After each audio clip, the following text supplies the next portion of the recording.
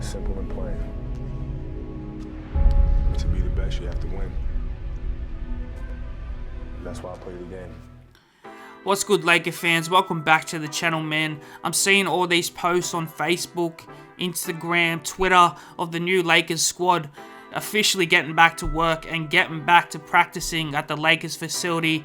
My man Bron's been working, Russell Westbrook's been working, AD's doing his thing, Melo's back in the lab, and the new cats that we've brought in this season are officially back to working towards the brand new NBA season for the Los Angeles Lakers. But some questions still remain in terms of the roster rotation, who's going to be starting this season, who's going to be coming off the bench, but particularly what intrigues me the most is who's going to be starting at the shooting guard position, who's going to be our starting two guard, at least for the start of the season. And in my opinion, there's legitimately 4 or 5 players on this current roster that I could see fitting into that starting shooting guard role, and that's Talen Horton-Tucker, Malik Monk, Kent Bazemore, Wayne Ellington, and possibly Kendrick Nunn, depending on how Frank Vogel sees this roster playing out. So that's exactly what we're going to talk about in this video. We're going to go through each player I just mentioned and really break down what they can bring to the table if they were to start in that shooting guard role. But before we get started, I want to hear your opinion. So out of the players that I just mentioned, who do you think should start for the Los Angeles Lakers? Let me know your thoughts in the comments down below. So when the Lakers first signed all of our new additions, at the start of all this, I honestly was moving towards the thought that the Lakers should start Wayne Ellington at the shooting guard position, just because out of all these players that we brought in, he's that knockdown shooter that I think could really benefit alongside the likes of Russell Westbrook and LeBron James, just because these guys are going to come down the court at 100 miles an hour and draw those double teams and be able to kick it out to a guy like Wayne Ellington, who's going to knock down that shot, 90% of the time. But after doing a little bit more thinking and hearing arguments both for and against all of these players that I mentioned, I'm going to sit on the fence with this one and leave it up to the coaching staff, and I'll be happy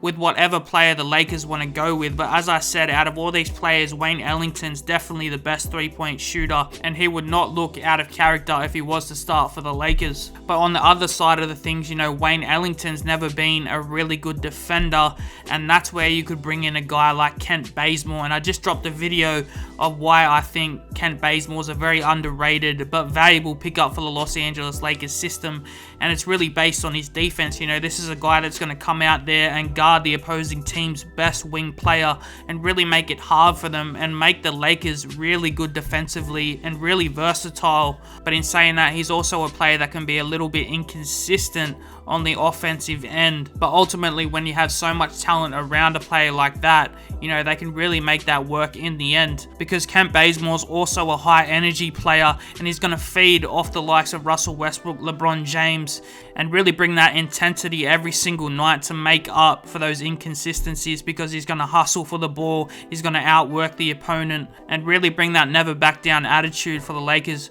every single night. So overall, Wayne Ellington can really be that knockdown shooter that's so crucial in this league today, whilst a player like Kent Bazemore is going to bring that intensity on the defensive end and really bring that energy. But then we also have a player in Malik Monk who can sort of bring to the table both of those things that I've just mentioned. I mean, first of all, offensively, this kid really has a bag of tricks on the offensive end, and he can really score the ball on all 3 levels. I mean, he has that mid-range game that he can turn to. He can then step out to the 3-point line and really get hot from the 3-point line as well. We've seen last season when he was on the Charlotte Hornets, he really had the ability to catch fire from deep and shoot around 6 to 8 3-pointers in one game. And he also had multiple 30-point games last season as well. And not only can he shoot the ball well, he's also a very athletic player with a lot of bounce. So he's able to catch lobs from Russell Westbrook and LeBron James, able to drive to the basket with authority. And that athleticism really helps him on the defensive end as well, because he's able to hang with those quicker guards and those wing attacking players. Maybe not up to, the quality like a Kent Bazemore could, but again, he can still give you a bit of everything, a bit of scoring, a bit of defense, a bit of athleticism. So again, he's a guy that the Lakers can count on to play multiple different positions and multiple different roles on this team.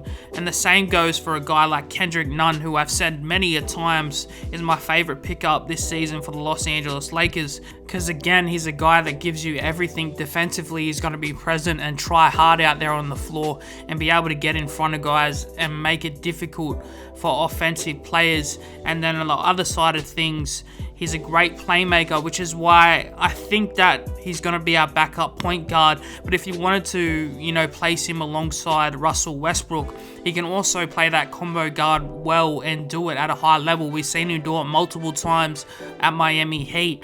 And he's, again, a 3-level scorer. He's got the mid-range, can shoot the 3, can drive to the basket, plus also play make for other players and get players open and make their life easier out there on the court. So again, there's multiple different options for the Lakers at the shooting guard position.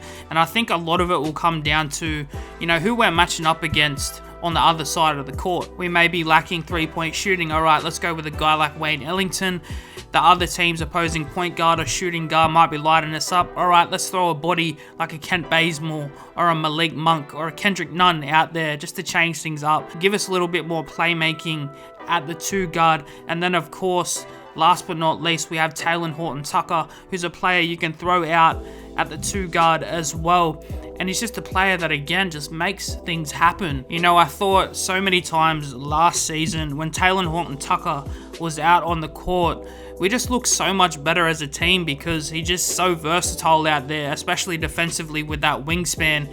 And he also has a great ability to play make for others. He's a very underrated playmaker. And he's also great at slashing towards the rim and has this great ability also to create his own shot out of nothing. Sometimes the Lakers would just throw him the ball and he'd just score. I mean, this kid THT really knows how to play basketball when he gets his opportunities. It's just a matter of, are the Lakers ready to give Talen Horton-Tucker a starting role in this league and continue to develop him alongside the likes of LeBron James and Russell Westbrook. So there's so many different options that the Lakers can throw out there at the 2 guard position. So it's definitely going to be interesting to see what Frank Vogel goes with, at least to start this season anyway. But that's going to do it for this video, guys. Let me know your thoughts in the comments. Who would you like to see start at shooting guard for the Los Angeles Lakers? Let me know your thoughts in the comments right now. And if you haven't subscribed to the channel already, you need to, so you don't miss out on more